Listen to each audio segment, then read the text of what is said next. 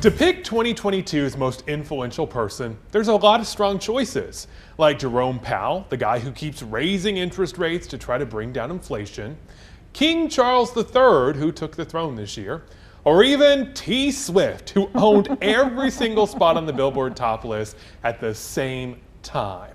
But in the end, clearly one person stood above the rest. That's right, and that's Ukrainian President Volodymyr Zelenskyy. He is Time Magazine's Person of the Year. Now, in an essay explaining the choices, the Time editor-in-chief said that picking Zelenskyy was the most clear-cut choice in memory. He wrote, "Whether the battle for Ukraine fills one with hope or with fear, Volodymyr Zelenskyy galvanized the world in a way that we have not seen in decades."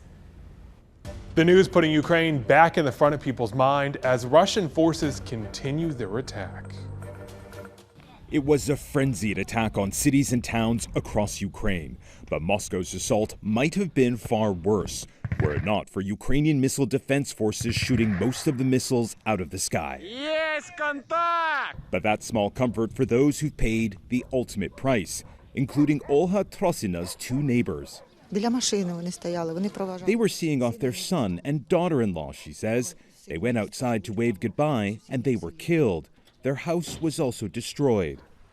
Russia has ruthlessly been targeting Ukraine's energy grid and is being accused of weaponizing winter by plunging huge parts of the country into cold and darkness.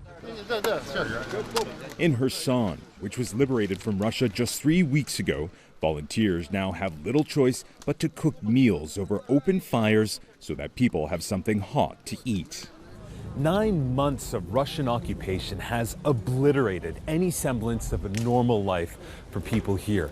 But what Ukrainians have shown time and again is that they'll do anything to help each other.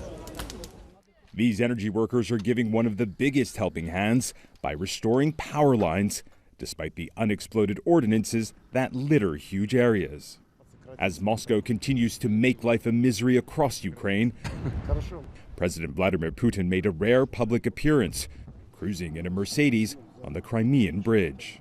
A bridge Ukraine denies blowing up 2 months ago. Ukraine is also denying it's responsible for the attack on those 2 Russian military bases deep inside Russian territory, saying only that such incidences are, and I'm quoting here, karma for Russia's invasion of Ukraine.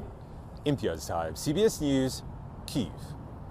Russia first invaded Ukraine 268 days ago. Kind of let that sink in. It's not the quick and easy victory that Vladimir Putin expected. Americans and Ukrainian officials estimate that Russian casualties are near 100,000, with large losses and little gain. It raises the question, why go on?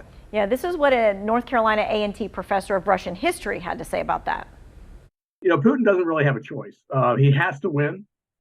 I'm afraid that the more he gets backed into a corner, the more desperate for a victory of some sort will, motivate him to do something, borderline insane, like using a tactical nuclear weapon or something. The Ukrainians are under no misapprehensions about the lengths he'll go to, but they are refusing to negotiate, and they want to liberate all of their territory. Let's pray it does not get to that point. We'll continue to update you on developments in the war because we cannot ignore this important issue.